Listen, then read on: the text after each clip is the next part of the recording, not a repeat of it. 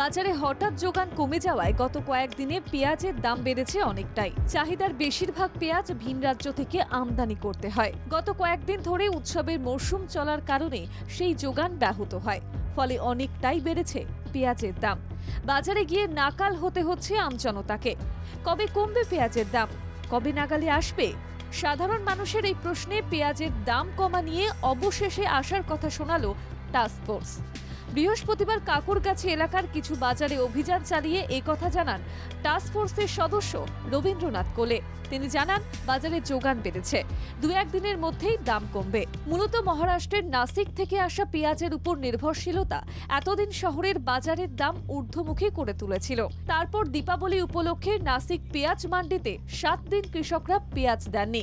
দীপাবলি মিটতেই এসে যায় ছট পুজো, ফলে বিভিন্ন মান্ডিতে কাজ করা শ্রমিকরা ছুটিতে ছিলেন। সবকিছুর ফলে কলকাতায় পেঁয়াজের দাম 90 টাকা ছুঁয়ে ফেলেছিল। চলতি সপ্তাহে অন্ধ্রপ্রদেশের পেঁয়াজ ঢুকেছে রাজ্যে। রাজস্থানের আলুয়ার থেকে প্রচুর পেঁয়াজ এসে যাবে শনিবারের আগেই। সেই পেঁয়াজের দাম পাইকারি বাজারে নিতে বলা হয়েছে। এবার পেঁয়াজের দাম নাগালে আসবে বলেই জানান টাস্ক ফোর্সের সদস্য রবীন্দ্রনাথ কোলে। হ্যাঁ, সতর্ক করেছি, আমরা বলেছি যে এরকম কথা না শুনলে থানার থেকে ডেকে নিয়ে যাবে। এখন থানাকেও ইনভলভ করানো হচ্ছে এইসব নজরদারির ব্যাপারে। প্রত্যেকটা থানা, প্রত্যেকটা সরকারি অফিসার প্রচণ্ডভাবে হেল্পফুল, চেষ্টা চলছে। সবাই মিলে আমরা কোঅর্ডিনেটেড ওয়েতে এই কাজ করছি। আশা করছি দাম নিয়ন্ত্রণে থাকবে।